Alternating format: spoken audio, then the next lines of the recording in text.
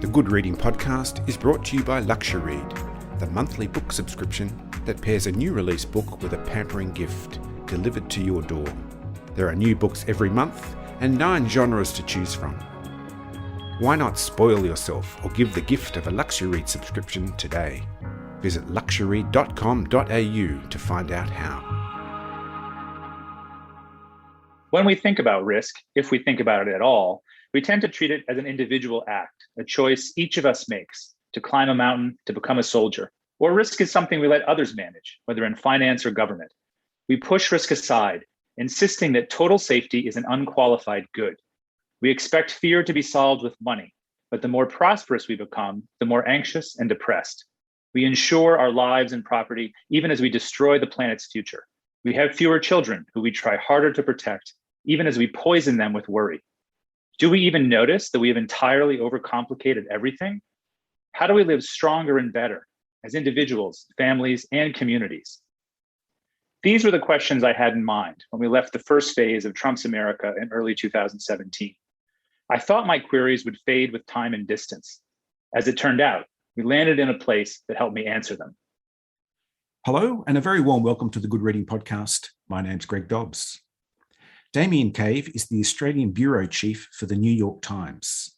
His foreign reporting postings have included Mexico City and Baghdad, where he was among the group of finalists for the Pulitzer Prize for International Reporting.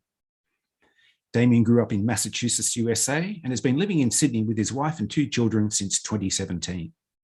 Today, I'm talking with Damien Cave about his new book, Into the Rip: How the Australian Way of Risk Made My Family Stronger, Happier, and Less American. Damien, welcome to the Good Reading Podcast. Thank you. I'm very happy to be here. Into the Rip is a really interesting insight into the psychology of risk, but it's also a memoir of a very specific experience in your life. What motivated you to capture and record this particular point in time? Well, when I came to Australia, I think like a lot of Americans, I came here feeling like I understood the place and kind of assuming it would be a bit more similar to the United States than it turned out to be. And, in the back of my mind, I'd had this experience with risk covering the war in Iraq and coming back and covering earthquakes and hazards. So I kind of thought this was a subject that I understood. But then when I came to Australia, I kind of found myself being thrown into a culture that was far more different than I'd anticipated, especially when it came to the relationship between risk and parenting. And so the way I saw, kids just walking to school, being unaccompanied more often than I saw in the United States, and especially the way I saw children taught to deal with the threats and dangers of the ocean through nippers and through surfing and through a whole bunch of other things, kind of made me realize that I had this gap, both on a personal level and on an intellectual level, about how risk worked and about just how life worked. I mean, I think, Americans have gotten so used to kind of having the world look to their way of life as something, that maybe others should copy. And I found myself in Australia looking back to Trump's America, feeling like that was clearly not a model for what was best for the world or for families, and kind of wondering if Australia might offer an alternative and trying to figure out kind of what that meant for me to sort of work through, what my own relationship to risk was, my own relationship to the United States was, and then also just find a better way to do it. I was at a point in my life where I'd kind of just been stuck in the same routines. I was doing the same things always, eating the same foods, running the same distances. And I was kind of just craving a new way of living. And to some extent, I think Australia offered an opportunity for me to explore all of that. And it just felt like a book. And so, I was looking for some hope, and I think I found it. And I was looking for, a new challenge and a new adventure, and kind of what challenge and adventure means to human nature and why it's valuable. Your work as a journalist and as an American gives you a fairly unique position as an observer of the Australian way of risk. What is the Australian way of risk, and how is that different to the American way of risk? Yeah, there's a couple of different things that come to mind. In the book, I describe the Australian way of risk as a way of life that assumes that life should be fully lived despite potential hazards. And then it tries to manage that uncertainty with education, exposure, and a sense of collective responsibility that insists on humility and competence. The key part of that, I think, is the collective piece of it and the willingness to sort of do it with humility and competence. In the United States, risk is something that's entirely individual. You're assessing what's happening in the world as an autonomous sovereign person who believes that whatever decision you make is most important about how it relates to you. And, to some extent, and this is sort of ironic in an era of COVID, Australia's way of risk is actually more epidemiological in that there's a recognition that, my behavior affects someone else. And the best way to sort of deal with challenges, whether it's in the ocean or in a lockdown, is with some sense of shared responsibility. And I think that those are really important things. And then the third piece of it, I think, and this is sort of a struggle for Australia, just as it's a struggle for Americans and for anyone in human nature. So this is more of something that's similar. But one of the great challenges with risk is figuring out how to sort of suppress our emotions and not make decisions that are driven by, our intense fears or, what someone else told us, in our social group, figuring out a way to look at risk with a certain sense of sort of calm pragmatism, I think is really important. In Australia, in part because of the way it raises children and throws them into the ocean and throws them into the bush, I think creates a little bit more of that habit. And that habit, actually, the science tells us, really works. The more you get better at risk and small things in life, the better you are at sort of calmly assessing other risks as you sort of face them.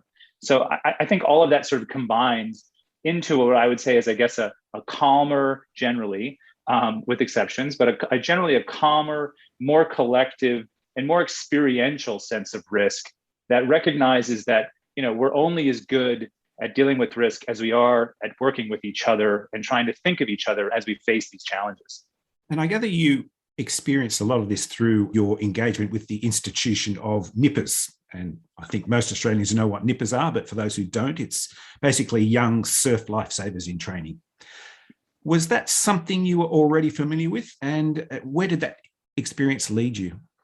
I mean, nippers was a completely foreign entity to me. When I first got here, I remember seeing a bunch of kids kind of at the beach and thinking to myself, well, God, is this like a camp? Is this, like some kind of national ritual? There's so much neon, there's so much lycra. Like, what on earth is this thing? It kind of looked like a circus on the beach, basically, of kids training for something like that. And then over time, and then I kept hearing about it. Like, all the parents in my neighborhood were like, oh, well, you've got to sign them up for nippers. And, oh, they're definitely going to do nippers right. And only when I signed them up did I realize that it's not just fun and games. It's actually a pretty intense training system with deep roots in military training to some degree in its history. And it was the same with surf lifesaving, even for the adults. This is not something that's common in the United States. This degree of both volunteerism and public safety combining, which, you see in surf lifesaving, which you also see with volunteer firefighters. It's just not how it works in the United States or in any of the countries that I've reported in. So it was a complete foreign thing that I had to kind of grow to understand and appreciate in a way that I think maybe some Australians don't even think much about because it just feels so common and familiar. But it's really a remarkable institution and kind of a remarkable ritual and set of kind of culture that's a part of Australia. And what kind of changes did you observe in your children as they went through that experience? Yeah, it was really interesting. I mean, they struggled at first. I mean, they, had some swim lessons when we lived in Mexico, but the expectation of being, a strong swimmer able to manage, a dangerous ocean was not something they were familiar with. So, they didn't pass the first qualifying test. They were scared when they got down to the ocean the first few times. Every time that they were pushed further and further was a challenge to get them in the water. But over time, they started to grow much more confident, not just in the water, but in other parts of life too. My son, who's always been pretty introverted, suddenly said that he wanted to sign up for the debate team. My daughter, who really did not want to surf at all while the rest of us were trying to learn, suddenly, was the one wanting to go swimming deep into the ocean when we went to the beach. The one who one day on Nippers came back and saw dolphins and just felt more alive, frankly. And of course, we're talking about one of the most dangerous beaches in Australia, or in Sydney, if not Australia, which is Bronte. It's a legendary place for swimming accidents, for drowning. Exactly. No, exactly. And that was the thing too. I mean, I ended up in Bronte mainly because the public school had some Spanish and my kids spoke Spanish from living in Mexico. So I didn't really know what I was getting into. But once I got there and kind of learned just how dangerous it is, that was also a real reminder. I suddenly felt this intense fear for my children that, despite having covered wars and despite thinking of myself as pretty risk savvy, was kind of an unfamiliar sensation. And I really had to kind of push through that to let them learn how to be afraid and overcome fear. And it was kind of a regular process that over time really helped them, I think, build strength in other parts of their lives too. And the same for me as a parent. At some point, my kids forced me to get involved. And that really changed my own relationship to fear and risk as well. And that, of course, led you to an attempt at the Bronze Medallion. Why did you do that, and what was the outcome? I did that because my son challenged me to do it. He was trying to get out of nippers, I think, and didn't think I would ever do the bronze. And so, I took up the challenge thinking, oh, well, I can manage this. I'm relatively fit, and immediately was thrown backwards into failure and weakness. In the first, qualifying swim, I totally failed, didn't get there at all. But, it's actually it's a much more challenging than I expected. Swimming, there's lots of people who have written great things about swimming and the water over time. And there is something just so therapeutic and philosophical about the water. But what I didn't realize is that it takes a long time to get there. Like, I actually hated swimming as I was training to try and get the bronze. And that's despite the fact that my grandfather was almost an Olympic swimmer. My father loves the water. And I kind of had to realize that actually that pain and struggle becomes part of why it's meditative and why it's important and why it's humbling and why it's valuable. But it took a while to get there. I think a lot of Australians sort of assume that everyone loves to swim. But in fact, for a lot of us, it's torture at first. I was struck by one of the phrases you use within the book with regard to training for your Bronze Medallion, which is that it strips us all of individual hero syndrome. What did you mean by that? Yeah, I think that, especially with the way sort of life-saving works, you need to work with others. When you're training to sort of save lives, you can't do CPR, work the defibrillator, get the oxygen, and call for help all at the same time. Usually, you're usually working with others, and I think that's part of it. Is there's a recognition that you can't do it alone. But even just on an almost simpler level, I think being in the great big ocean and kind of recognizing the dangers and trying to sort of manage them yourself puts you in perspective. There's this great, line that I use in the book from Pascal about what humans' role is within the universe and where we sort of sit, where he says, we are something, but we are not all. And I think for a lot of Americans in particular, that's a hard thing to grapple with. We kind of think we want to be all. And I really had to kind of learn that degree of humility, and that there's actually a better way to live if you can see yourself with that sense of perspective and understatement. When you first arrived in Australia, and I think you described both you and your wife, Diana, as experienced risk assessors who had worked hard to reject helicopter parenting. What made you question that assumption when you arrived in Australia? There were a lot of things. When we first came back from Iraq and had kids in Miami, we were feeling pretty good about ourselves. We didn't really care which bottle we used. We let them, as they were toddlers, climb the tall ladders at the playground. So, we looked like we were the kind of bold, brave parents there. And then when we got here, in addition to sort of seeing the way kids were just tossed into the ocean, there was also just a sense, I guess, of communal supervision in a way, where kids were just able to roam freer than they had been in the United States and in a lot of other places that I've lived in, and not just in New York City, but in suburbs too. There was just this trust in young people and their ability to sort of figure out the world. For example, even right now, there's a rope swing in Bronte Gully at the moment that kids are just flocking to, despite the fact that 2 weeks ago, a couple kids broke their bones. Like one kid broke a leg, another kid broke an arm. And at some point I was having a conversation with Mick Fanning about this, who had just had a baby, the famous surfer who had punched a shark. Yes. And he was saying too, that he just sort of feels like Australians are just expected to kind of manage things and not run away from them, but manage them. And I think that's an important part of the Australian way of risk too. It's not to flee or fight, but to manage it and to work with it as opposed to opposing it. You touched on this subject earlier, but you use the term communal parenting as opposed to individual parenting.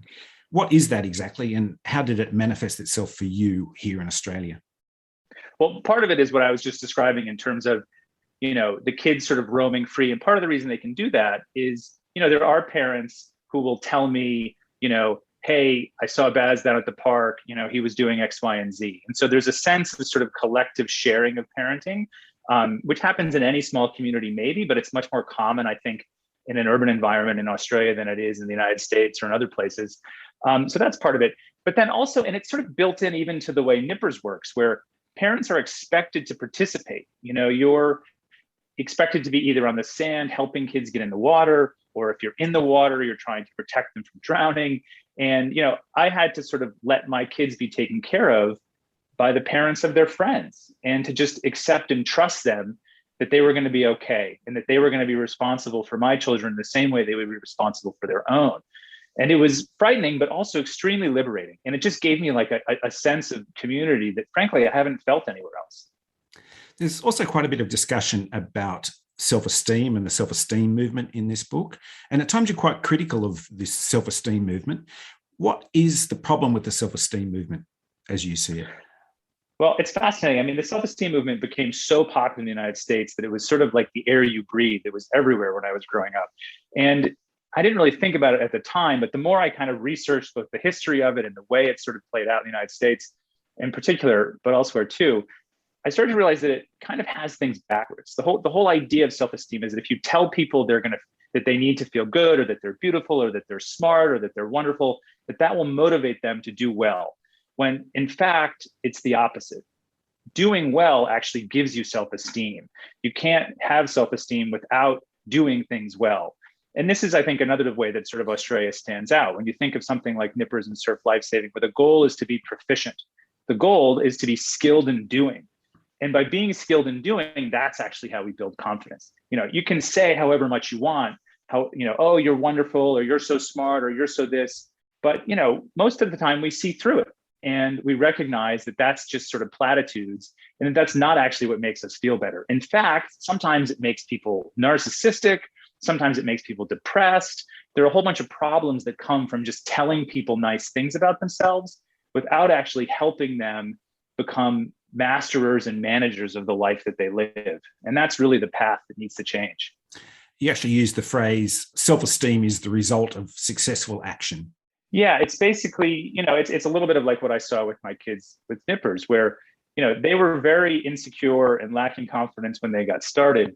But the deeper they went out in the ocean, the more that they saw that they had strength that they didn't realize they had, the more that they saw that they could be resilient, they could get smashed by a wave and then get back up and get back out there. That's how they actually grew to become more confident. We're still built and shaped by our evolutionary biology, and the need for sort of physical challenge and to some degree social challenge and social risk, where we push ourselves into places and community places where we don't feel comfortable. That's actually how we build confidence. When we retreat, we just become more and more insecure and more depressed and have less confidence. And so, the path to self-esteem is important, but the path to actually getting there involves action, not words. As I read this book, and particularly as I got towards the end of the book, I kind of thought that this book, although it says it's about risk, is actually about happiness.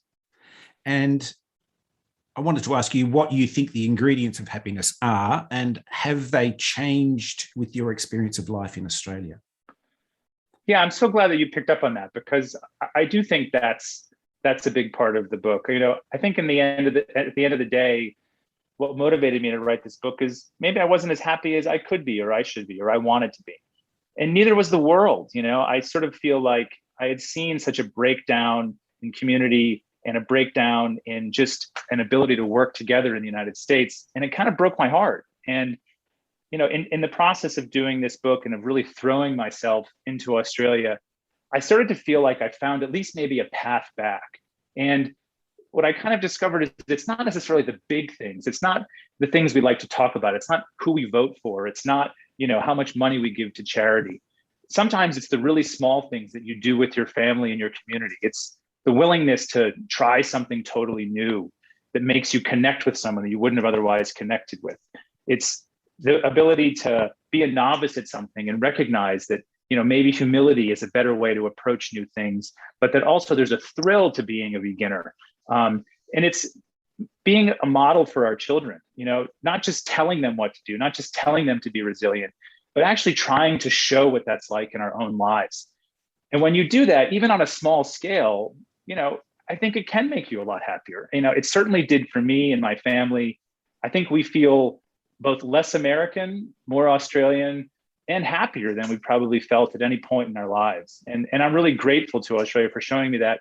And sometimes I think Australians, it's a country that often knocks itself down a lot, that's always sort of talking about what it's doing wrong. And there's humility in that I respect and admire.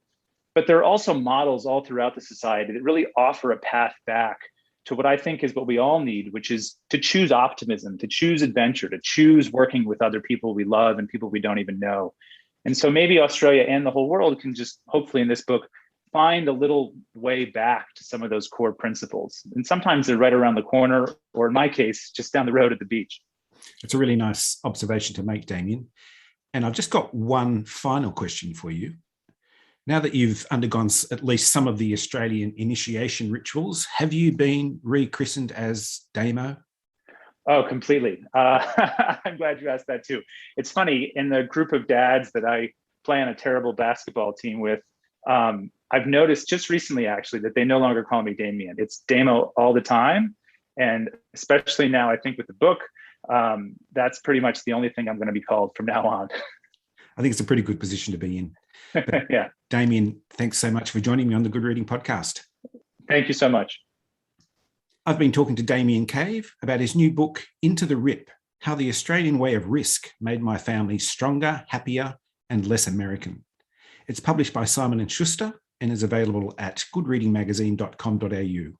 My name's Greg Dobbs, and thanks for listening. This Good Reading Podcast was brought to you by LuxuryRead. Why not spoil yourself or give the gift of a LuxuryRead subscription today? Visit luxuryread.com.au to find out how.